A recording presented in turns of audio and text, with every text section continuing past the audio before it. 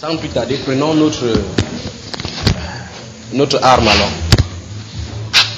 Souvenez-vous, ne regardez pas comme la mienne est grosse, quoi, peut-être que c'est spécial. C'est la même chose qui est écrit, que ce soit minime ou bien grande, d'accord, bien aimé? Donc, hier, nous avons parlé des 2 points, et le dernier point, on n'a pas terminé. On a juste brossé. Donc, je vais commencer par ce point-là avant d'introduire un autre point. Hier, nous avons vu au travers des Écritures comment Dieu nous a mis au clair par rapport à la limite qui sépare la prophétie à la divination. Et nous avons vu que cette limite-là est infranchissable, c'est dans l'avenir. Donc, et on a bien compris qu'on peut vous prophétiser quelque chose sur votre passé, et c'est vrai. Le divin et le prophète disent la même chose. C'est-à-dire, sur ce terrain-là, ils sont égaux, n'est-ce pas, bien aimé? Mais on a vu que quant à ce qu'il y a de l'avenir, Dieu les a lancé le défi en disant que celui qui a dit quelque chose par rapport à l'avenir ose se présenter et le réclame. Et vous ne verrez nulle part que Satan puisse faire cela. On a montré clairement qu'il était limité. On a vu que son royaume est structuré avec le système pyramidal. C'est un autre thème là-bas dans Babylone. C'est là-bas qu'il faut bien regarder. Donc, comme il est ainsi pyramidé, il utilise les agents de renseignement depuis le bas. Donc, vous savez, quand la pyramide, c'est un peu le pic comme ça. Au sommet, se trouve là-bas au sommet. Vous qui prenez les dollars, les billets de dollars, l'œil qui voit tout. À partir du sommet, il contrôle tout le bas. C'est-à-dire que la basse population, la basse classe est en bas, on ne sait pas comment la décision est prise en haut, mais au fur et à mesure, les décisions sont prises et relayées. Pour vous montrer ce système de pyramide, vous pouvez voir cela dans Daniel au chapitre 6. Quand Darius est venu au pouvoir, la Bible déclare qu'il a mis 120 satrapes sur lui, et sur ceux-là, il y avait le gouverneur aussi. Et il devait s'occuper seulement des affaires du royaume, des plus délicates. Donc, prenez encore votre bic et s'il y a question, notez la question, parce qu'au fur et à mesure, peut-être on peut répondre à votre question, ou bien vous pouvez avoir une question. Si vous ne notez pas, et ça fuit. Donc, le deuxième point que nous avons touché hier, c'était au niveau de l'examination des prophéties. Comment examiner les prophéties? Et pour cela, on a lu hier, on n'a pas lu, j'ai cité, et j'espère que vous avez noté et vérifié que c'est ce qui est écrit là. J'ai cité hier Éphésiens chapitre 5, les versets 10 et 11. La Bible nous déclame, nous dit là-bas de ne pas prendre part aux œuvres infructueuses du ténèbre, mais plutôt condamner-les. Parce que lorsqu'on prêche comme ça, les gens disent, pourquoi vous prêchez? C'est comme si on avait de critiquer les gens. S'il y a une époque véritablement où on doit être virulent et être radical par rapport à la doctrine, c'est cette époque-ci. Donc n'essayez pas de cajoler les gens. Comme on dit, ne jugez pas. Souvenez-vous, avant quand je continue là, parce qu'il se pourrait qu'il y ait des gens qui écoutent ça et disent qu'on a de juger les autres. Je vais encore vous dire quelque chose parce que nous sommes chrétiens. C'est parce que nous sommes chrétiens que nous avons le droit, d'après le Seigneur, de juger les uns les autres. Vous savez ça, n'est-ce pas? La Bible nous dit, ceux du dehors, c'est Dieu qui les juge. C'est-à-dire que lorsque nous avons le droit de parler à quelqu'un que tu fais le faux, lorsqu'il parle de notre Bible, nous avons le devoir. Vous comprenez? Quand vous parlez des différentes religions là-bas, vous allez, les catholiques et les protestants particulièrement, ils me disent que pourquoi vous nous jugez? Vous c'est caché. La Bible dit que ne jugez point. Dieu n'a jamais dit à ses disciples de ne jamais juger. Si vous lisez Matthieu où Jésus parle, il dit aux pharisiens, ses disciples sont à côté de lui. Il dit aux pharisiens, ne jugez pas parce qu'ils sont indignes de tout jugement. Ils ne peuvent pas juger. Mais ses disciples à eux, à lui, ont l'exercice de discerner ce qui est bien et ce qui est mauvais. Donc ils peuvent juger. Amen. Donc si les gens s'appellent saints ou bien chrétiens, nous avons le droit d'examiner ce qu'ils font. Et la Bible est claire dans Éphésiens chapitre 5. Il dit ne prenez pas part, donc ne faites pas comme ils font. Ne vous associez pas à eux. Condamnez cette œuvre-là. Alléluia. Donc nous sommes là pour condamner les œuvres du ténèbre afin que la lumière se pointe à l'horizon. Donc, quand on va commencer quelque part, je vais citer les Écritures comme ça. Vérifiez toujours que ce qui est cité, c'est cela. Prenons 1 Jean 4 et lisons ce que Dieu a dit là-bas. Et c'est ici donc que l'Église a fait la faillite. Et je le dis encore avec les larmes sur le cœur. C'est ici que l'Église a fait faillite dans tout le monde entier. Ce n'est pas un cas seulement de notre milieu. Ce n'est pas un cas seulement du Cameroun, de l'Afrique. C'est dans tout le monde entier. L'Église a fait naufrage par rapport à ce qui est écrit. 1 Jean chapitre 5. 1 Jean chapitre 4, pardon. 1 Jean 4. Que le Seigneur vous bénisse. Vous y êtes dans 1 Jean chapitre 4, premier épître de Jean chapitre 4. Je vais lire à partir du verset 1. Et on va voir ce que Dieu nous a dit là-bas. Regardez bien. Bien-aimés, n'ajoutez pas foi à tout esprit. Vous avez entendu ce qui est écrit? N'ajoutez pas foi à tout esprit. Regardez bien. Éprouvez les esprits. Vous avez entendu ce que la Bible déclare? Éprouvez les esprits.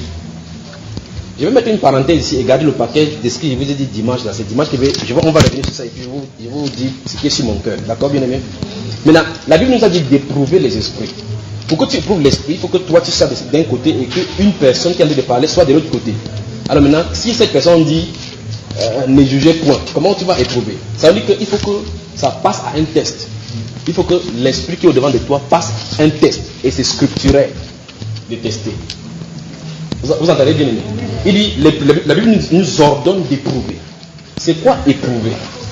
Souvenez-vous de ceci, il y a une différence entre tenter et éprouver. D'accord? Il y a une différence entre tenter et éprouver. On ne dit pas tenter l'Esprit de Dieu, par exemple, on ne peut pas tenter Dieu. On doit éprouver. C'est quoi éprouver? Ça veut dire passer ce qui est dit ou ce qui est en train d'être fait dans la parole pour regarder si ça passe le test de la parole. On ne prouve pas avec notre jugeote. Parce que si c'est notre pensée, Satan est capable de nous pervertir. Il peut dérégler notre raisonnement pour que nous ne soyons pas capables de le faire. Mais la parole de Dieu, je vous ai dit hier, la parole de Dieu c'est la seule chose qui ne peut pas varier au courant du temps. Donc ça veut dire que c'est la seule chose. En fait la Bible l'appelle l'épée de l'esprit. Amen. L'épée de l'esprit. Donc pour éprouver, il faut avoir de la parole. Donc voici pourquoi je vous invite, si vous ne lisiez pas, de redoubler d'efforts. Lisez. Satan met beaucoup d'obstacles dans nos vies pour que nous ne lisions pas la parole, sachant que nous avons beaucoup de choses à accuser là-bas contre lui. Regardez, c'est là où Dieu a dit, voici la façon de tenir ferme contre lui. Souvenez-vous, vous ne pouvez pas tuer Satan, donc pas les gens la chanson, Satan forte dans Macha, il est au-dessus. La Bible déclare que tenez ferme devant Satan, résistez-lui avec une foi ferme. Vous ne pouvez pas résister à Satan tant que votre foi n'est pas enracinée dans la parole de Dieu. Amen, amen, amen. Donc il faut que la parole soit en vous. Et ne mettez pas la tête là-dessus comme ça ne quittera pas le livre pour venir dans votre cœur jamais.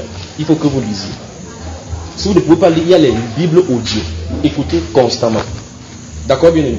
Ne laissez pas quoi que ce soit dérober la lecture, le temps de communion entre vous et Dieu. C'est ici donc que Dieu révèle les trésors cachés pour chacun de ses enfants. D'accord? Et la façon, souvenez-vous dans Jérémie chapitre 48, verset 11, il dit malheur maudit soit quiconque fait avec négligence l'œuvre de l'Éternel. Dans la lecture de la parole, parce que tu négliges, tu es sous la malédiction. Pourquoi? Parce qu'il y a un commandement qui dit que ce livre de la loi ne s'éloigne point de tes regardez pas de tes yeux. Donc ça veut dire si tu mets le film de Jésus pour voir, c'est pas ça que Dieu a dit, il dit de ta bouche. Parce que tu dois méditer. Le mot hébreu là c'est hagar, ruminer. Passer cela dans ton esprit, ruminer. Un peu comme la chèvre broute quelque part. Elle vient s'asseoir. Remarquez bien, elle brute avec sa bouche. Elle vient s'asseoir et elle fait revenir pour repasser ça en elle avant de bien assimiler. C'est ça méditer. Donc Hagar, si tu ne lis pas la Bible et constamment et médites comme Dieu a dit, tu es sous le coup de la malédiction. Alors on va commencer à dire, récite à partir de minuit, il lève pour faire le prière stratégique. Ça ne marchera pas. Dieu ne fait pas l'alchimie. Est-ce que vous saisissez? Donc, levez pour la minute, je brise ici. Tu vas finir briser. Satan va dire, ok, tu as fini. Mange, je vois. Et vous allez savoir de quoi il est question. On ne peut pas forcer Dieu à faire quelque chose sur la terre. Personne n'a le pouvoir. Vous ne pouvez pas forcer Dieu à vous faire quelque chose. Tout ce que Dieu attend ce qu'on fasse, c'est qu'on lui soit obéissant. Amen. Alors, si tu obéis Dieu, derrière toi, il va te soutenir. N'importe quelle épreuve. On dit toute chose concourt au bien de ceux qui aiment Dieu. Si vous aimez Dieu, il dit, l'amour de Dieu consiste à garder ses commandements. Amen. Donc on ne dit pas Seigneur, oh je t'aime parce que les larmes coulent. Satan pleure aussi. Donc, bien aimé, la Bible est claire, c'est que éprouver les esprits et l'épreuve de l'esprit est passée au travers de la parole. Il n'y a nulle chose que Satan pourra faire en dehors de la parole que la parole n'a jamais mentionnée. Souvenez-vous, les tactiques de Satan sont identiques depuis le jardin d'Éden. D'ordre de la parole. Raisonner, c'est cette tactique, ça ne change pas. La même façon comme Dieu a sauvé au travers de la parole, par la grâce, c'est toujours comme ça qu'il va sauver. Donc Dieu ne peut pas changer ses principes parce qu'il est immuable. Satan non plus ne peut pas changer parce qu'il n'est pas un créateur. Vous saisissez? Donc comme Satan a agi, et comme il a agi avec les gens, en accusant, en poussant à ce que tu sois désobéissant face au commandement de Dieu, on peut savoir plus tard comment il va agir. Et c'est pour ça que Dieu nous a mis tout par écrit. D'accord? Proverbe chapitre 22. Merci Père. Merci Père. Proverbe chapitre 22. Proverbe. C'est pas fini. Vous pouvez mettre le doigt dans 1 Jean chapitre 4 là. On va y revenir là avant de rentrer. Proverbe. Merci Père. Merci. Donc vous voyez, les gens sont dépassés parce qu'on nous a appris la nonchalance spirituelle. Les gens sont dépassés. Vous voyez, les gens achètent des livres, comment devenir riche, comment avoir un bon succès, comment avoir un mariage heureux, comment avoir ceci, comment avoir ceci. Chaque mois, les livres sortent. Des gens ont des bibliothèques chrétiennes chez eux. Avec les livres, comment recevoir le Saint-Esprit. Et le Saint-Esprit n'est pas là. Pourquoi? Parce qu'on a quitté la Sainte Parole. Amen. La parole regorge tout ce qu'on a besoin pour vivre la vie de Dieu. Dans la parole. Et Dieu n'a pas besoin d'un interprète. Dieu interprète lui-même sa propre parole. Amen. Alléluia. Quand il a dit que la Vierge enfantera, le mot est venu, il a interprété ce qu'il voulait dire. La Vierge enfantera. D'accord, bien aimé. Donc, Proverbe chapitre 22, regardons ce qui est écrit. À partir du verset 17 jusqu'au verset 22, regardez, quelque chose de merveilleux écrit là-bas. Je vais seulement vous montrer que Dieu a ordonné qu'on puisse les éprouver au travers de la parole. Vous y êtes? Ok, je vais la partie du verset 17 écrit. Prête l'oreille et écoute les paroles des sages. Applique ton cœur à ma science. C'est Dieu qui parle là. Vous y êtes? Car il est bon que tu les gardes au-dedans de toi et qu'elles soient toutes présentes sur tes lèvres. C'est-à-dire pour que tu puisses te défendre, puisses déclarer. Il est écrit. Amen. Afin que ta confiance repose sur l'Éternel. Je vais t'instruire aujourd'hui. Oui. Vous savez, regardez comment la fille de Dieu s'appelle. Il a dit, je vais t'instruire aujourd'hui. Oui, qui? Oh, merci beaucoup. Pointez-moi. Oh. Ça veut dire Dieu, quand tu lis, Dieu est en train de s'adresser à toi qui est en train de lire.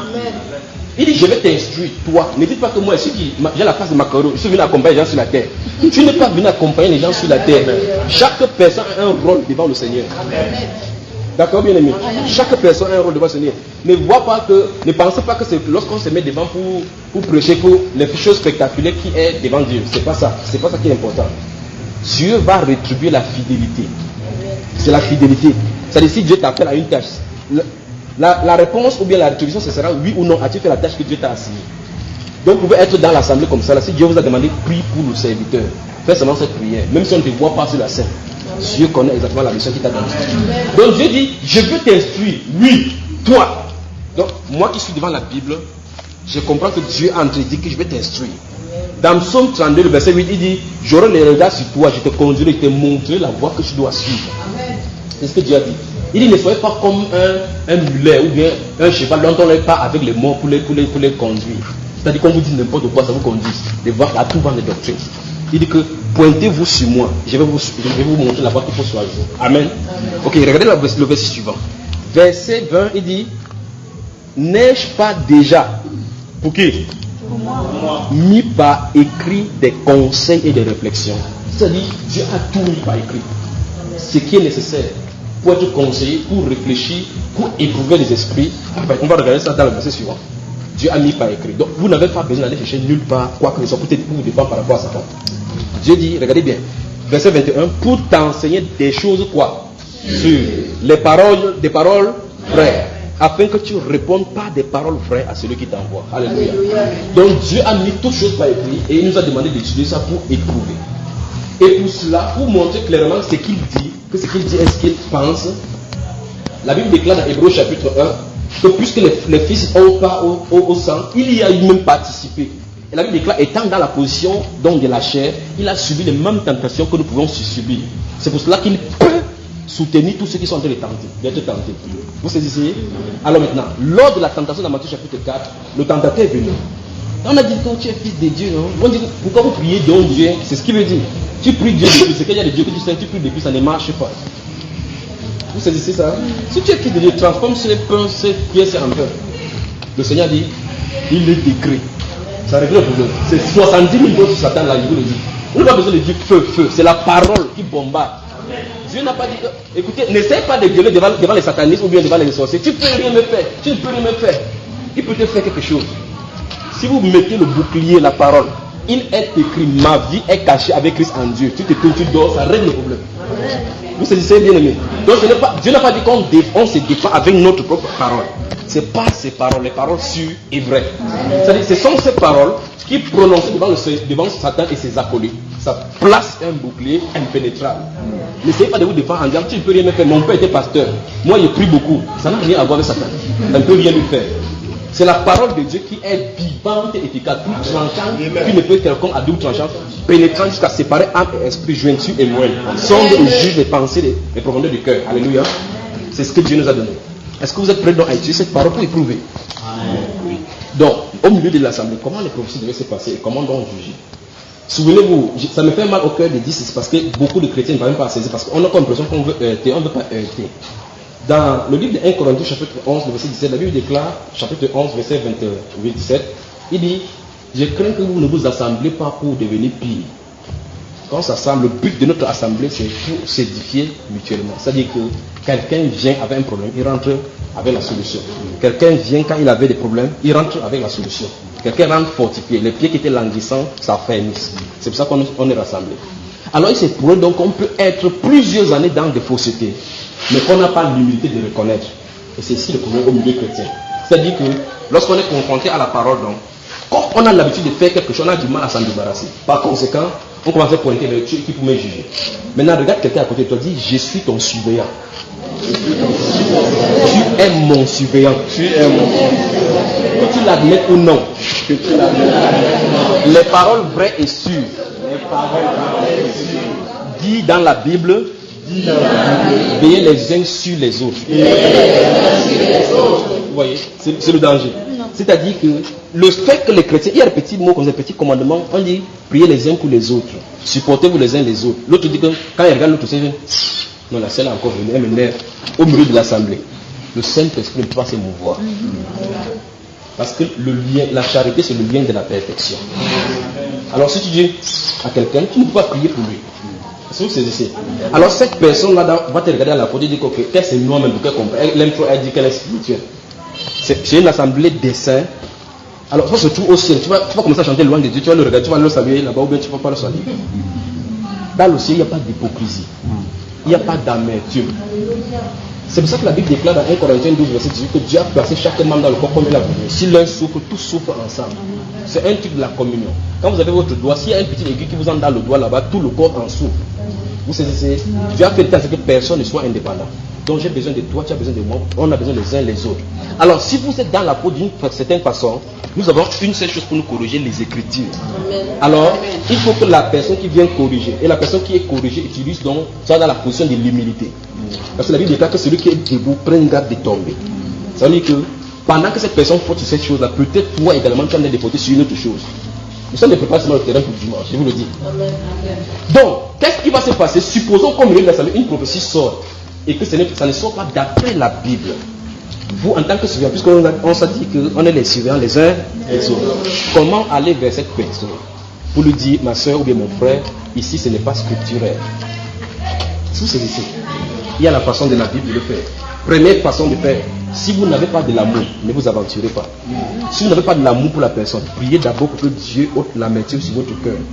Et aussi priez pour cette personne dans le secret, c'est la meilleure des choses que vous allez faire.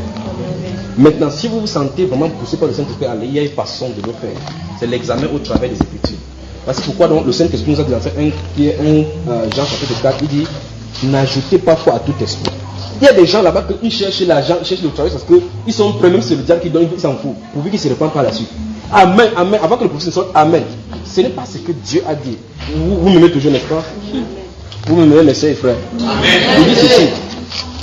Dieu n'a pas dit que vous dites amen à chaque parole. Il faut d'abord vérifier que c'est scripturaire. D'accord? C'est-à-dire que quelqu'un dit quelque chose avant de dire amen, parce que amen, ça veut dire qu'il en soit ainsi. Vous êtes d'accord avec ce qui est dit? Supposons que quelqu'un dise une parole par prophétie en disant dans cette parole que Jésus-Christ est maudit. Et vous dites amen. Qu'est-ce que vous avez besoin de faire? Est-ce que vous saisissez? Ok. Donc, dans 1 Jean dans chapitre 4, revenons là-dessus. Regardez bien, la Bible nous a rassuré là que Dieu a déjà mis par écrit les paroles vraies ici afin qu'on puisse répondre à tout à celui qui nous envoie. Pas vrai? Et il nous a dit qu'il veut t'instruire, toi. C'est ce qu'il a dit, n'est-ce pas? Je suis quand j'ai vu ce verset, j'ai vu son doigt pointer sur moi. Je suis allé dans son instruction. Dieu n'a pas besoin d'école biblique. Il n'en a pas besoin. Il instruit quelqu'un, écoutez très bien. Il instruit les gens de façon différente. Prenez chaque prophète, chaque apôtre, chaque enfant de Dieu qui est dans la Bible. Dieu a son école à lui propre pour chaque enfant. Amen. Et son école n'est pas finie. Son école n'est pas finie. Il y a assez de bancs là-bas. Il y a assez de places. Vous savez, voici, on a construit cette maison, c'est à partir du papier. Le truc là, quand on met les ciments, on tape à l'intérieur. Ça se forme en série. Donc, ils ont les mêmes formes, mêmes textures, même chose. Dieu ne fait pas comme ça. Amen. Dieu ne fait pas comme ça. Prenez chaque prophète, chaque apôtre, il les a formés différemment. Amen. Dieu veut faire comme ça. Maintenant, quand vous quittez la voie de Dieu, vous allez être formé par les hommes. Quand vous allez, le jour que vous allez rencontrer Dieu, la première chose c'est que Dieu nettoie d'abord ce que tu allais apprendre là-bas. Avant de commencer à t'apprendre le B.A.B.A. de sa personne. Donc pas besoin d'avoir la soif pour aller à l'école théologique, ça n'a pas besoin. Vous entendez cela? Ce que les gens de l'école théologique auraient dû faire dès maintenant, et je les invite à faire, c'est de rechercher l'authentique baptême du Saint-Esprit. Le Saint-Esprit t'incorpore dans le corps, te donne ta place et t'assigne ta tâche. Le Saint-Esprit. Vous cherchez n'importe quoi. Il n'y a pas de archbishop, de révérend. En fait, on peut faire n'importe comment, mais tant qu'il n'y a pas le Saint-Esprit, on travaille les hommes. Ce n'est pas pour Dieu. C'est Dieu qui incorpore celui qui appelle. Alors si Dieu appelle, il donne donc le discernement des esprits à ces personnes-là pour qu'ils soient des conducteurs, pour qu'ils soient capables. Voilà pourquoi on les appelle les épiscopos. Donc surveillants, ceux qui sont matures pour pouvoir surveiller par-dessus. Pour surveiller s'il y a les lourds ambitieux qui peuvent s'introduire au milieu. C'est parce que les gens ont raté la place de l'épiscopos que les loups sont entrés. Il faut qu'on dénonce encore maintenant pour qu'ils en sortent. D'accord, bien aimé? 1 Jean chapitre 4. Rapidement. Il faut que je glisse ce point assez rapidement. 1 Jean chapitre 4. Donc Dieu nous a dit, bien aimé, n'ajoutez pas foi à tout esprit, mais éprouvez les esprits pour savoir. Le but de l'épreuve, c'est pour savoir s'ils sont des dieux. Donc si quelqu'un se dit non, je vais vous raconter les histoires que j'ai vécues. Et beaucoup ont été délivrés de ces esprits-là. Je vous dis seulement samedi, dimanche. Il éprouvait les esprits pour savoir s'ils sont des dieux.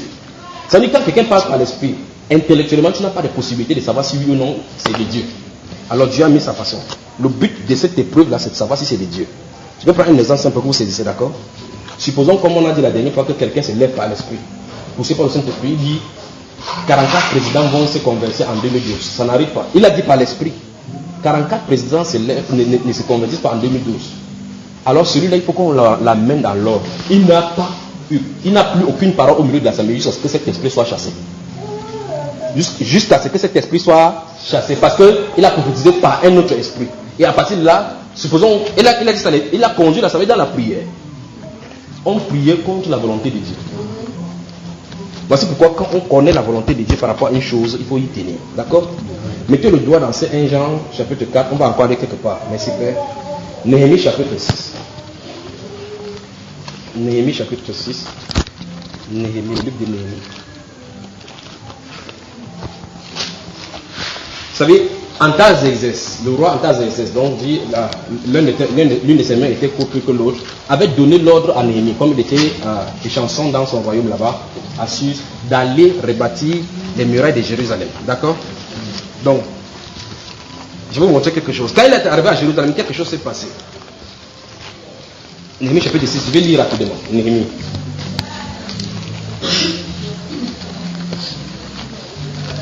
Donc, je m'excuse si ce n'est pas dans les livres que vous n'aimez pas souvent. Mais Néhémie, allons-y là-bas. Dès qu'il me conduit, j'y vais seulement. Parce que vous aimez trop les Corinthiens, les sauts. Voilà. Néhémie. On y va. Néhémie chapitre 6. Je peux commencer. Ok, je vais vous montrer quelque chose. Regardez. Je n'avais pas encore, en fait, depuis Néhémie est venu à Jérusalem, il a commencé à préconsidérer la fondation des murailles de Jérusalem. Je mets d'abord le chef pour que vous puissiez voir ce qui se passe. Il est arrivé dans la ville avec l'ordre du roi. Sinon, il était dans un autre pays. Et Israël avait amené captif. Jérusalem donc était en ruine. Il fallait donc, Dieu commençait à susciter sur le cœur les gens pour rebâtir Jérusalem. En ce temps-là, Cyrus a aussi donné des libérés, comme Dieu avait dit, comme on a dit, vu, comment Dieu a dit, je vais susciter mon serviteur Cyrus et va faire toute ma volonté. Vous saisissez? Alors qu'est-ce qui va arriver? Il va arriver avec cette loi, cet ordre du roi dans la ville. Il y a un monsieur Sambala et Tobija là-bas, qu'on va rencontrer tout à l'heure, qui vont commencer à s'opposer à la construction. En fait, il y a des prophètes là-bas et des prophétesses. Leur camp va traiter tout à l'heure, au courant de la semaine. Qu'est-ce qui va arriver? Néhémie tient du Seigneur un ordre. Et souvenez-vous, si vous lisez votre livre d'Agé, chapitre 1 et chapitre 2, où on cite chaque fois que venez construire ainsi avec l'ordre et l'argent, Néhémie est le contemporain de Zacharie, fils de Bérékia. Si vous lisez Zacharie, premier chapitre également. Ils sont dans l'armée du roi Darius. Donc, Zorobabel se trouve là-bas, fils de Sédéchel. Vous entendez, n'est-ce pas? Il y a Néhémie là-bas, il y a Daniel, le prophète Daniel. Tous sont dans le contemporain. Donc, les événements qui se passent ici, il y a donc, je suis de citer cela pour vous saisir ici. Il y a le prophète âgé au milieu. Il y a le prophète Zacharie au milieu. Et il y a une prophétesse qu'on appelle Noadia, qu'on va rencontrer tout à l'heure avec des prophétesses, avec des prophètes qui se trouvaient à Jérusalem. Or, Dieu suscite Néhémie en touchant le cœur du roi d'aller rebâtir Jérusalem. Ces prophètes et ces prophétesses disent autre chose. C'est ici qu'il veut vous présenter. C'est-à-dire que quand Dieu a dit quelque chose, si une autre inspiration vient, ça doit d'abord confirmer. Si ça ne confirme pas, ça ne vient pas de Dieu. Parce que Dieu ne peut pas dire A après dit B. C'est ce qui est arrivé sur ce jeune prophète dans 1 Roi chapitre 13. Quand Dieu lui a dit la première chose, quand tu vas aller prophétiser, il ne rentre pas par le chemin, il ne mange pas là où tu es. Vous vous souvenez, n'est-ce pas? Quand Dieu va permettre, on va y revenir. Allons-y, lisons. Je n'avais pas encore posé les battants de porte lorsque Sambalat, Tobija, Geshem l'arabe et nos autres ennemis apprirent que j'avais rebâti la muraille et qu'il n'y restait plus de brèches. Alors Sambalat et Geshem m'envoyaient dire, viens et ayons ensemble une entrevue dans des villages de la vallée d'Ono. Ils avaient médité de me faire du mal. Je leur envoyais des messagers avec cette réponse. J'ai un grand ouvrage à exécuter et je ne puis descendre. Le travail serait interrompu pendant que je le quitterai pour aller vers vous. Ils m'adressaient 4 fois la même demande et je leur fis la même réponse. Quelqu'un qui tient ferme à la parole. Je vous le dis.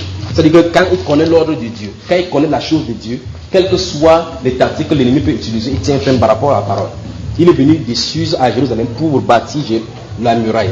Continuons. Verset 5, Sambalat m'envoya ce message une 5e fois par son serviteur qui tenait à la main une lettre ouverte. Il y était écrit, le bruit se répand parmi les nations et Gashnoun, ma fille, affirme que toi et les Juifs, vous pensez à vous révolter et que c'est dans ce but que tu rebâtis la muraille. Tu vas, dit-on, devenir leur roi. Tu as même établi des prophètes. C'est terrible. Pour te proclamer à Jérusalem roi de Juda. Et maintenant, ces choses arriveront à la connaissance du roi. Viens donc et consultons-nous ensemble. Je fis répondre à Sambalat. Ce que tu dis là n'est pas. C'est toi qui l'inventes. Tous ces gens voulaient m'effrayer, voulaient nous effrayer. Et ils se disaient, ils perdront courage. Écoutez, ils se disaient, ils perdront courage. Dans le but de Satan, d'utiliser ces artifices pour pouvoir faire changer la parole de Dieu dans ta vie, c'était si et seulement s'il peut te faire quitter sous la barrière de la parole, tu es fini. Voici pourquoi quand Dieu envoyait des vaillants héros, Josué et autres là-bas, il les disait d'abord, fortifie-toi et prends courage. Quand Dieu dit ça, ça se peut qu'il y ait un combat devant. Donc attends-toi. Écoutez très bien, Dieu là qui est protecteur, ça ne veut pas dire quand je suis en Christ, non, il n'y a rien. Il se pourrait qu'il te prépare dans ce territoire-là justement. Quand je marche dans la vallée, comme vous aimez le somme là, quand je marche dans la vallée de l'ombre de la mort, il n'a pas dit que tu ne marcheras pas là-bas, il a dit tu vas marcher. Le problème c'est qu'il sera avec toi. Mais il n'a pas dit que il sera avec toi, tu vas me voir. Jésus a dit que je serai avec vous tous les jours jusqu'à la fin du monde, n'est-ce pas? Depuis que tu cries là, que Seigneur, est-ce que tu me vois? Est-ce qu'il ne me voit pas? Tu l'as vu? Mais il est quand même là, bien aimé. Donc le but de Sambalat et de ses acolytes, c'est de faire qu'ils perdent courage et dans ces cas, qu'ils quittent la volonté de Dieu, ce que Dieu leur a donné. C'est le but de Satan. Quand tu commences à prier, peut-être vous êtes marié, le mari commence la tension à la maison, et puis vous baissez au niveau de la prière, vous avez cédé à Satan. À l'instant où vous priez, vous voyez qu'il y a un soulèvement. Ça montre clairement que votre prière a de l'effet. C'est justement ça le problème. Et beaucoup de personnes, à ce moment-là, ils se fragilisent. Ils disent, oh non, mon mari, continuez, vous allez voir, vous avez touché un esprit qui a de le contrôler. Vous savez, c'est bien aimé. Regardez bien. Ici, Néhémie n'a pas bougé d'un cran, malgré les menaces, malgré les révoltes, malgré les lettres, malgré tout ce qu'on a dit. Il a dit que le but, c'est que tu ne fasses pas de courage. C'est-à-dire que, je vais donner un exemple simple. Une femme qui prie pour de l'enfant. Il prie. Les gens viennent se moquer. Souvenez-vous de Anne. Réellement, chaque année, oh mon Dieu, qu'est-ce que Dieu nous aime, je vous dis. Dieu nous aime. Amen. Le monsieur là a 2 femmes. L'une d'elles ne veut même pas servir Dieu. Chaque année, celle qui sert Dieu monte à Jérusalem pour aller faire des sacrifices à Dieu. Chaque année, quand elle rentre, je crois que tu es rentrée enceinte. Celle qui ne sert pas Dieu. Et pendant qu'elle est comme ça, elle entre dans la chambre, elle est enceinte. Il dit, celle qui ne va pas, qu'elle ne va pas prier. Pour vous montrer que Dieu peut accorder toutes les bénédictions, mais quand vous quittez le territoire de son amour, vous êtes fichu. Asaph a eu la même chose dans Psaume 73. Il dit que j'avais lavé ma main dans l'innocence. Je ne sais pas pourquoi les choses m'arrivent. Les mondains insultent Dieu, ils s'en sortent. Ils sont chargés d'un bon point. Il dit que moi, donc est-ce pour rien que je sais Dieu? Je sais Dieu, rien ne semble marcher pour moi. J'ai pris même Asaph qui dit dans Psaume 73. Il dit que quand il a médité là-dessus, ça l'a dépassé jusqu'à ce qu'il ait pu entrer dans la révélation. Quand il est entré dans la révélation, qu'est-ce qui est arrivé? Il a vu la fin de la jour, des choses de ces gens-là. Il dit oui, tu les places sur un chemin, ils sont glissants. En un instant, ils disparaissent. Le Dieu qui était, ne les reconnaît plus. Alléluia. Amen. Donc, voilà pourquoi Dieu nous invite à ne pas regarder le bien. Seigneur, et on commence à glisser, on va dire que non, l'or appartient à l'Éternel, arrachons ces choses. Bien aimé, notre royaume n'est pas de ce monde. Amen. Nous avons un royaume à venir. Si vous voulez gouverner, ça montre que vous êtes disgracié de notre royaume. D'accord? Voilà. Alors qu'est-ce qui va arriver? On va essayer de flatter Néhémie pour qu'il quitte la voie. Il ne doit pas quitter parce qu'il sait que Dieu lui a révélé quelque chose à faire. Tant que cette mission n'est pas accomplie, quel contre vents et marées, il faut qu'il tienne ferme à la parole. Et quand il tient ferme à la parole, Dieu n'envoie aucune voix.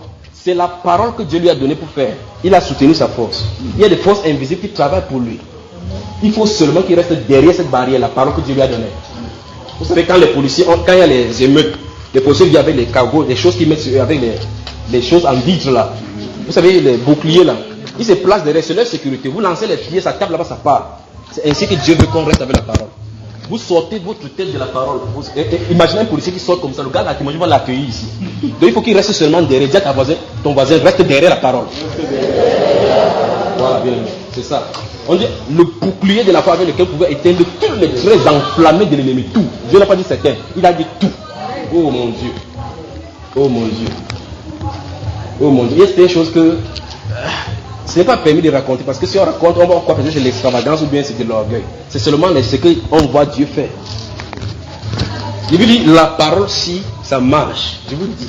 Amen. La parole, ça marche. Je me souviens quand je venais d'accepter le Seigneur, je vous donne cette témoignage pour que ça puisse vous fortifier. On est venu me prendre à la maison, temps de prier. Il y avait ma première Bible là, c'était chargé des livres, des Écritures. On est venu me prendre là-bas. Vous savez, les gens du monde là, quand ils disent que vous allez alléluia, attendez ces choses, ils vont venir vous chercher. Ne faites pas seulement comme eux, parce que si tu vas en bas de nous comme lui, il va dire que même toi aussi, tu viens aussi chez nous, parce qu'ils savent que c'est chez eux là-bas. Alors, on m'insultait au quartier, mais un jour, quelqu'un était malade, une femme était malade, je ne sais pas si c'est la position, je ne sais pas ce qu'il était. On est venu me prendre, je suis allé avec ma Bible ici, en train de m'asseoir devant elle, était assise là.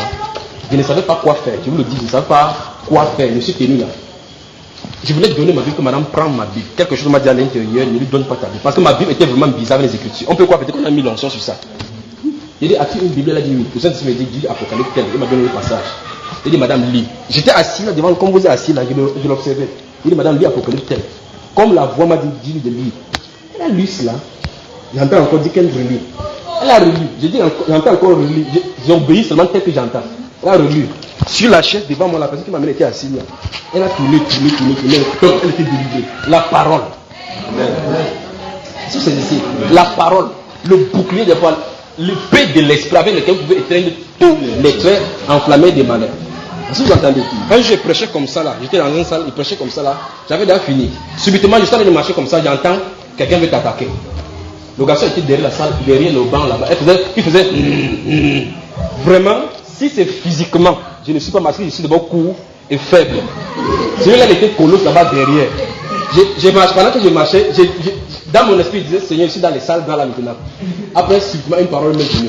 Ceux qui se confient en l'Éternel renouvellent leur force. Ils prennent des engrais comme l'aigle. Ce garçon était là. Quand à l'instant j'ai entendu, il veut t'attaquer, directement, quand je suis tourné vers lui, je le voyais venir avec la force. 3 personnes l'ont arrêté là-bas, il les entraînait avec eux comme ça. Les gars, ils étaient comme ça. Il les entraînait. Subitement, quelque chose a dit, dis-lui d'arrêter, de laisser, je l'ai laissé. En fait, j'aurais souhaité que 3 ou même 4 personnes soient là pour vous dire cela. Il s'avançait devant moi. En fait, l'instant où il était devant moi, je ne savais pas que faire, mais je vous le dis, la parole marche. La parole marche. La parole marche. Je me suis tourné vers lui, quelque chose est venu sur moi. Pendant qu'il fonçait, j'ai dit, au sol! Il a fait un sang au sol. Il dit, je t'enchaîne. J'ai traversé sur lui comme ça en avançant. Il était là, il faisait comme ça, il ne pouvait pas bouger. Bien aimé, la parole que vous avez, relâchez pas la foi et voyez ce que ça va faire. Amen. Il était là. Les gens ont dit comme ça, tout le monde allait comme ça. Le voit comment il allait au sol, boum. Malgré qu'il voudrait se lever n'importe comment, il ne pouvait pas se lever. En fait, dans la nuit, moi je me couche comme ça, je revois encore. Quand il prêche ici, je vois encore la chose en rêve. Seigneur, qu'est-ce qui s'est passé? Vous savez ça, l'étonnement là. Qu'est-ce qui s'est passé? Qu'est-ce qui s'est passé? Lui-même, quand il a été délivré, c'est levé rentre. Il dit que votre gars là, il mange l'écorce. Votre gars là, il mange l'écorce. Quand j'étais au sol, j'ai levé la main, c'est comme si un chien m'arrêtait. Alors maintenant, je vais vous dire quelque chose. Si tu penses que si quelqu'un vient à moi le feu, si tu penses ça, tu vas te défendre avec tes pensées, ça ne marchera pas. Mais si ta confiance repose sur la parole de Dieu, à l'instant là, Jésus a dit, ne vous inquiétez de rien. l'Esprit de votre Père parlera au travers de vous. Et quand il parle, les choses viennent à l'existence. Quand le Saint-Esprit parle, les choses se réalisent parce que c'est le Dieu créateur. Alléluia. Donc quand vous avez la parole, une promesse de Dieu, si c'est de Dieu, tenez-y ferme. Quels que soient les signes extérieurs qui semblent dire le contraire, tenez-y ferme. Amen. Néhémie avait une parole, va rebâtir Jérusalem. Il avait la certitude. Les circonstances concouraient à sa faveur. Mais sur le terrain, Dieu ne lui a pas dit que tu auras les adversaires. C'est ça. Dieu ne lui a pas dit que tu auras les adversaires. Il a montré l'image prophétique à Joseph. Il ne lui a pas dit qu'avant ça tu passes par l'Égypte. Il a seulement montré cela. Joseph à l'Égypte n'a jamais dit que je brise les dents de mes frères. Je frappe Pharaon par l'ennemi. Il n'a jamais dit cela. C'est cela. Si c'était le pentecôtiste d'aujourd'hui, c'est que quand Potiphar, la femme de Potiphar venait, il va dire que je suis un bois, je fabrique l'autre. Mais il savait qu'il était serviteur de l'Éternel. Que même étant dans le manque, il ne peut pas se compromettre. Vous savez ici? Donc quand Dieu te donne une parole, souvenez-vous, la parole de Dieu est éprouvée. C'est-à-dire que si Dieu te donne une parole, une promesse, ça va avoir un test de foi. Il y aura un test par rapport à ça pour savoir si tu tiens ferme, oui ou non. Amen. Vous savez que ça, bien aimé? Alors, peut-être tu as une promesse pour avoir de l'enfant. Dieu va mettre aux côtés de toi les femmes qui ont des enfants. Ta part va toujours, même les gens, quelqu'un dit que ton Dieu là, ça ne répond pas, le lendemain elle est enceinte. Le lendemain tu entends que quelqu'un, une fille, est allée une seule fois, elle a eu l'enfant, jetée au aussi. Dieu te regarde comme ça pour voir ton comportement, pour voir ta réaction. Si tu tiens ferme à la parole, Seigneur, où es-tu? La parole qui t'a dit, tu dois tenir ferme. Tous les artifices de Satan aux côtés, c'est pour te faire perdre courage, comme Néhémie le dit ici. Et remarquez bien, Néhémie connaissait exactement les tactiques de Satan, il n'a pas bougé. Qu'est-ce que Sanballat et Tobia vont faire? Ils vont changer les tactiques. Ils vont susciter donc des prophétesses et des prophètes. Observons, regardons, continuons ici, regardez. Regardez. Verset 9, je continue encore verset 9. Tous ces gens voulaient nous effrayer et ils se disaient, ils perdront courage et l'œuvre ne se fera pas. Maintenant, oh Dieu, fortifie-moi. En fait, ça c'est Néhémie qui exclame comme ça, d'accord? Maintenant, regardez verset 10. Je me rendis chez Maïja, fils de Delaja, fils de Mahétabil. Il s'était enfermé et il dit, allons ensemble dans la maison de Dieu, au milieu du temple, et fermons les portes du temple, car ils viennent pour te tuer. Et c'est pendant la nuit qu'ils viendront pour te tuer. Donc voilà quelqu'un aussi qui sera là pour essayer de te dire, quitte là-bas, les gens peuvent monter le coup pour te tuer. Néhémie n'avait pas de garde du corps, mais il y avait les anges qui le soutenaient, parce qu'il était dans la position de Dieu. Ne soyez pas sur un terrain qui n'est pas vôtre, et vous attendez à ce que Dieu vienne vous donner le secours. C'est quand Dieu t'envoie en mission, quand Dieu t'incorpore quelque part, qu'il va te soutenir, quel que soit ce qui arrive. Et n'essayez même pas de comprendre que Dieu, quand je pars en mission, quels sont mes ennemis? Dis-moi que je les brise. Les ennemis qui sont dans la mission où Dieu t'a confié sont là pour fortifier la mission, pour démontrer la puissance de Dieu. Donc, et Dieu n'est pas obligé de te dire que c'est comme ça. Dieu peut te montrer une image, comme il a fait avec Joseph. Le point A, le point B, l'intervalle, il ne dit rien. Tu tournes, tu vas zigzaguer dans l'intervalle là, tu quittes de A là-bas, en disant que je m'en vais comme ça là, sachant pas que tu en es là comme ça, je m'en justement vers le point B. Si c'est ici, il montre A, il montre B. L'image de départ, l'image du futur, il reste tranquille. Alors tu t'embrouilles au milieu, tu viens au point B. Il dit que c'est exactement ce qu'il voulait te dire. Alléluia. Continuons ici, verset 11. J'ai répondu, un homme comme moi prend la fuite, et quel homme tel que moi pourrait entrer dans le temple et vivre? Je n'entrerai point. Donc celui-là lui a donné le conseil, un bon conseil de ça, que allons dans la maison de l'Éternel pour s'enfermer. Comme ça on va mettre le feu encore là-bas pour le brûler à l'intérieur. Néhémie dit que je ne quitterai pas. Parce qu'il quoi? Il savait que c'est Dieu qui l'a envoyé.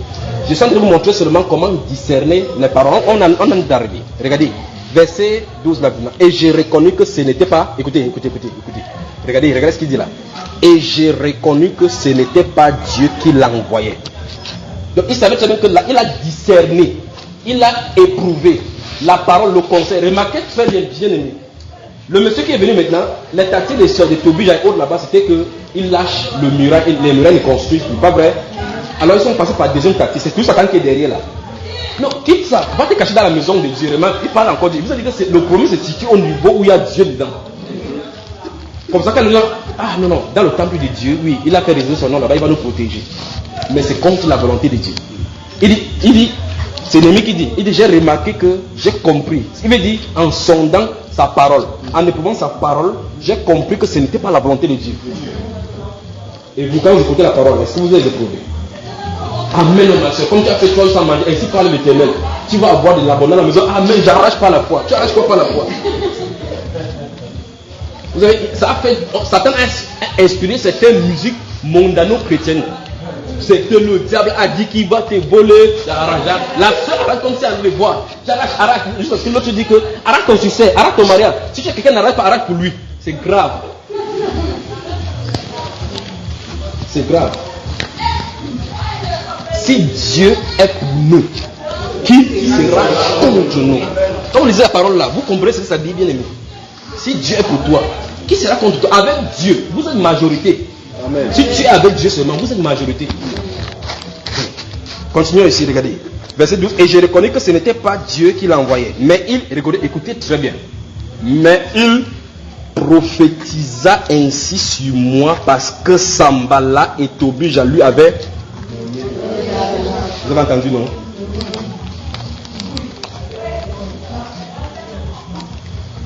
Comme c'est quelqu'un qui sa parole faisait foi, souvenez-vous des conseils d'Achitopel et l'autre conseiller. On dit que son conseil faisait foi. Ça faisait office de loi. Alors qu'est-ce que Tobija va faire? On a tenté comme ça. C'est le tactique de Satan. C'est pas le temps de parler de ces choses parce qu'il faut entrer en profondeur dans ce qu'on avait dit. Quand il essaye de cette façon-ci, la Bible déclare, même quand Jésus a été tenté, Satan n'a pas lâché. Vous savez ça? La Bible déclare que le tentateur est parti attendant une occasion favorable. Et il a eu à la croix. Mais le problème c'est que Jésus qui savait ça, il a dit que c'est l'heure de la puissance des ténèbres. Mais il se laisse aller. C'est pour dire, Satan cherche une fois à gauche. Si tu fermes la porte, une fois à droite. Voici pourquoi, en tant que chrétien, avec l'espérance qui vient du Seigneur, faites tout et tout pour présenter vos faiblesses devant Dieu. Les faiblesses. Pas là où vous êtes fort, là où il y a les faiblesses. Si vous observez National Geographic, vous regardez, parce que quand je regarde la télévision, je regarde à la manière avec les yeux de Dieu. Quand vous regardez National Geographic, vous voyez la traversée, les caméras sont braquées sur un certain troupeau qui traverse la mer.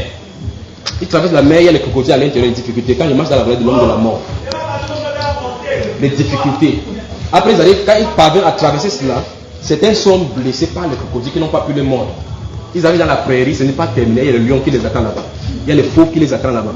Qu'est-ce que le lion fait? Observez les tigres et le lion. Il rôde. Il cherche celui qui est faible parmi eux. Il cherche les blessés. Alors il fait tout, il les isole. C'est exactement ce que Satan fait. Et la parole dit, car le diable est comme un lion rugissant. Il ne peut pas être le lion parce que le lion c'est Jésus. C'est le lion de la tribu de Judas. Et on dit qu'il fait comme, il limite. Il essaie de limiter. Regardez les gens qui sont faibles. Voici pourquoi si dans une assemblée on ne détecte pas ceux qui sont faibles dans la foi, Satan va les utiliser pour paralyser l'assemblée. Que ceux qui sont faibles, forts, soutiennent les faibles. C'est ce que la parole dit. Est-ce que c'est ici? Donc c'est normal. On peut prêcher la parole comme ça. Quelqu'un est là, pendant qu'on prêche comme ça là, 4 jours, la personne ne comprend pas. C'est normal. Le niveau que Dieu lui a donné pour l'instant, c'est ça. Il faut donc qu'on aime ces personnes pour pouvoir avoir du temps, pour passer le temps. Comment tu n'as pas compris, mon frère? Ma soeur, qu'est-ce qui s'est passé? Voici pourquoi Jésus allait vers les rebus égarés. Il dit, ce n'est pas ceux qui sont juste qui ont besoin de repentir, mais ceux qui sont faibles là. Donc, les lions viennent là-bas avec les tactiques de Satan. Il fait tout et tout. Quand une maman animale veut mettre bas, et voilà le moment fatidique. Parce que la maman va être fatiguée, ou bien la proie là, l'enfant ne peut pas bien marcher. Il poursuit, il essaie de frayer les autres fuient, et puis il capture sa proie, il part avec. Satan fait de la même façon. Donc, les faiblesses en milieu chrétien doivent être présentées au Seigneur. Vous savez ici? Ok. Néhémie connaissait exactement les tactiques de Satan. Voilà pourquoi il ne s'est pas laissé aller. Il est passé par des menaces, les lettres express écrites. Il n'a pas cédé. 4 fois, 5 fois, il n'a pas cédé. Il est passé par prophétie. Alors, ne vous inquiétez pas, dimanche, on va parler de cette tactique-ci là. La divination en milieu chrétien. En milieu chrétien. On a vu que les marabouts à l'extérieur, il n'y a pas de problème. Parce qu'on les connaît. Quand tu passes Malam qui donne l'enfant, tu sais que non, là, il faut fuir. Mais maintenant, quand ce Malam-là voit que les clients manquent, il va à l'école publique. Il sort avec le taux original. Il dit, je vois une femme ici qui a un scène. Est-ce que tu sais encore maintenant que c'est le Malam? Ils sont pleins au milieu de lui. Ils savent que les gens ne portent plus là-bas. C'est pas ça. Alors, et qu'il n'avait pas s'inscrit à l'école publique. N'est-ce pas, je suis la radio comme vous. Venez vous inscrire, c'est 3000 francs. Il va s'inscrire. Il sort, il part quelque part. Il a la touche comme il est là. Il s'assoit. La puissance. Voici pourquoi vous ne pouvez pas servir Dieu sans être délivré. Il faut quitter la puissance des ténèbres pour être transporté dans la puissance du Fils de son amour. Alors là, à partir de là maintenant, la lumière qui se peut éclairer les autres. C'est pas possible que vous quittez là-bas comme que non. Vous allez à l'école, voici mon diplôme. Vous êtes prêts? Néhémie connaissait exactement les tactiques. Il dit qu'il ne lui a pas cédé parce que cette parole ne venait pas de lui. Après, il a discerné que derrière ces paroles-là, en fait, celui-là était de connivence avec la troupe de Tobija. On lui a donné l'argent pour prophétiser. Quand on sait que tu es quelqu'un qui parle de la parole là, va parler. Comme ça, il va prendre. Alors maintenant, vous voyez ce que je vous ai dit. Ne faites pas associer de personnes. Si vous dites, cette soeur elle prie beaucoup souvent, alors toute sa parole va faire foi. Faites attention. Regardez chaque parole d'après la parole de Dieu. Si Néhémie avait dit, il en est parlé, alors je laisse la construction, il m'avait me caché à la maison de Dieu. Est-ce la volonté de Dieu? Dieu lui avait révélé qu'il fallait construire les murailles. Alors comment Dieu peut lui dire construire les murailles? Après il dit non, quitte les murailles. Or, ce que je vais dire, c'est ceci. Agé, si vous lisez Agé chapitre 1, chapitre 2, où il a dit, est-ce le temps de vous bâtir vos maisons? Agé, le prophète, était là. Zacharie était là. Néhémie était là. Esdras était là. Personne n'a eu cela. Zorobabel n'a pas eu cette révélation. Donc, en milieu, je vous ai dit que quand il y a le faux, il y a le vrai. En milieu des troubles comme ça, il y avait Zacharie là-bas, qu'on a consulté. Et remarquez très bien ce que Zacharie écrit par rapport à la construction. C'était la continuation. Il disait, encouragez, construisez la chose de Dieu. Mais pendant 7 ans, il y avait des gens à l'intérieur qui disaient, non, il faut arrêter. Dieu ne veut pas ça. À Dieu ne plaise. Est-ce que vous êtes ici? Donc, vous admettez ou non? Si nous sommes en milieu chrétien, nous sommes nombreux, les agents sataniques se trouvent à l'intérieur. Il y a d'autres personnes qui le font de façon inconsciente. Ça, on va voir ces cas-là particulièrement. C'est-à-dire que les chrétiens qui se livrent à la pratique divinatoire de façon inconsciente. Et cela, il faut qu'on décide ça au travers des Écritures, avec les expériences que vous avez eues. Vous allez confronter vos expériences à la parole de Dieu. Alors là, vous allez dire si oui ou non, c'est l'esprit de prophétie ou bien l'esprit de la parole.